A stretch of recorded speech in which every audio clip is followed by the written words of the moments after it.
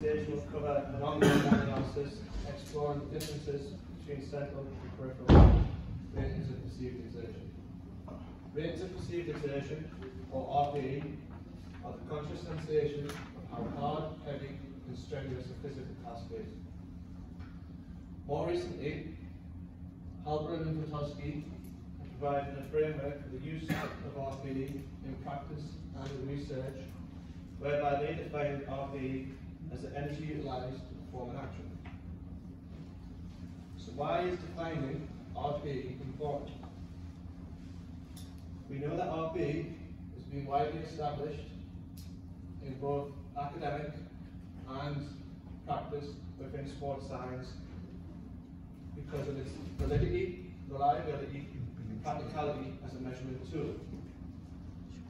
We also know that exertional scoring procedures can suffer from methodological limitations, such as numerous definitions, the use of non-validated measurement scales, which can cause confusion and practical errors when collecting RPE data, which in turn can reduce the construct validity of RPE data.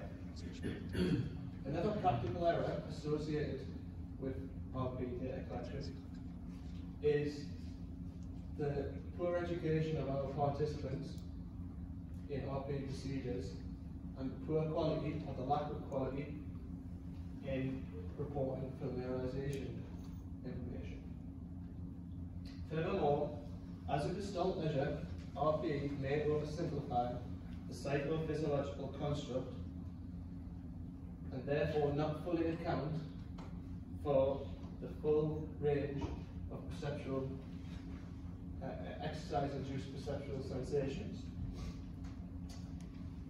In an attempt to gain a more detailed understanding of athletes' perceptual responses to exercise exertion, Pandolf and colleagues originally proposed in 1975 to differentiate RPE into separate ratings of cardiorespiratory and peripheral work with muscles in order to get a distinct physiological and neuromuscular loading pathways tasked during exercise.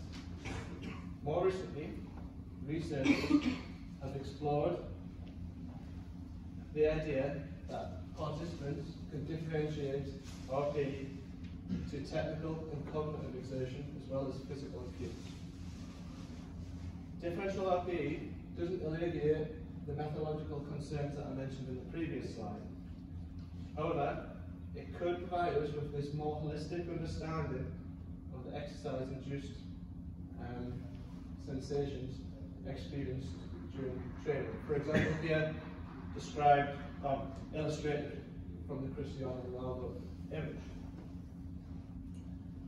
So, what does the literature tell us about differences between the differential RPE constructs?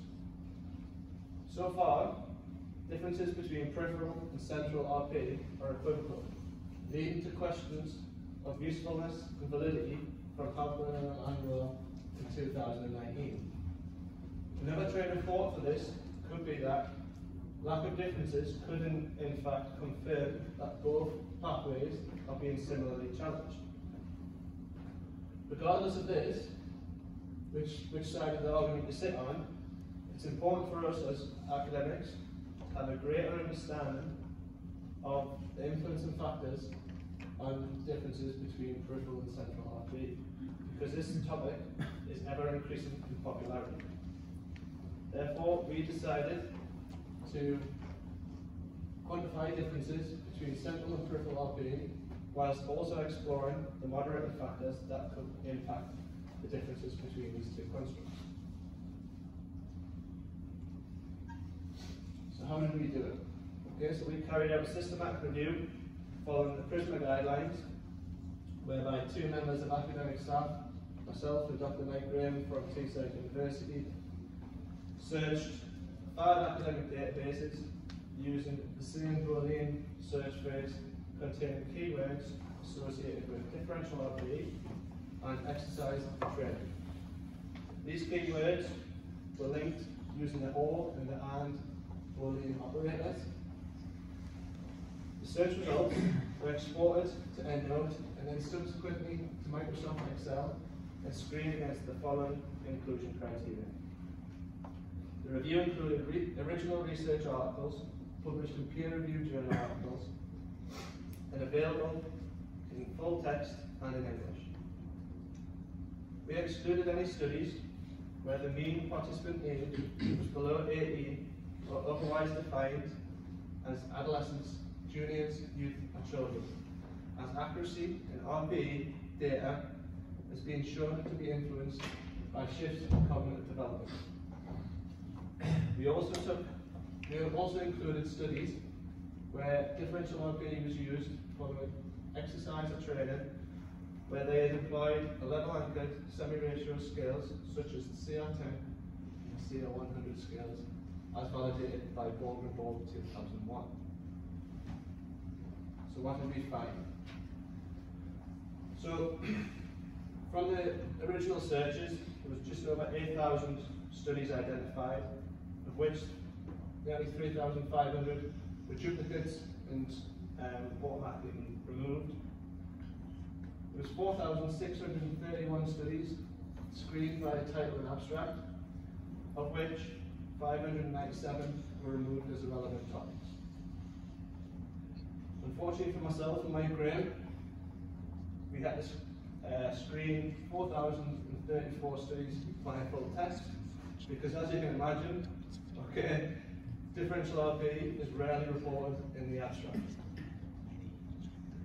After full text screening, we were left with 70 studies that met our inclusion criteria, leaving us with 94 data sets. So, from the 70 studies, we extracted mean differential RPE scores and standard deviation data. We manually calculated mean difference between central and peripheral RPE to examine dominance between the two constructs. We also calculated mean standard deviation difference using the Higgins and Green formula in the Cochrane Handbook. And where studies had used a crossover research design with the same participants, we combined groups to avoid double counting of data. Using the formula, using the formula in table 7.7a in the Cochrane Handbook again. We carried out a random effects meta-analyses to determine the pool difference between central and peripheral RPE, and then subgroup comparisons within CMA software were used to explore the moderate effects of population, exercise modality, and familiarization. So the random effects meta-analysis revealed no clear differences between central and peripheral RPE. However, our moderate analysis revealed that peripheral RPE was higher in disabled and healthy populations. We attain this to the fact that these populations are typically less conditioned or less trained compared to athletic populations. Therefore, peripheral RPE may be higher in these groups. Unsurprisingly, arm crank exercise and cycling exercises revealed higher peripheral RPE compared to central RPE. An interesting finding within this meta-analysis was where studies had discussed or detailed familiarization techniques within RPE data procedures, or participants were habituated to RPE procedures, there was a difference between the two constructs. So our conclusions were that pool difference on the meta-analysis data revealed no clear dominance between central and peripheral RPE. However, the differences between the two constructs is affected by research design factors such as exercise modality, population, and familiarization. So we call for researchers, academics, and practitioners to be more thorough and detailed in their planning of research design, and then the subsequent reporting of their data when using RPE or differential RPE to monitor or prescribe exercise intensity. Future research should provide a clear framework for implementing differential RPE in practice. This framework should include clear understanding of definitions, measurement scales, but also discuss some of the familiarization techniques that are widely used within the literature.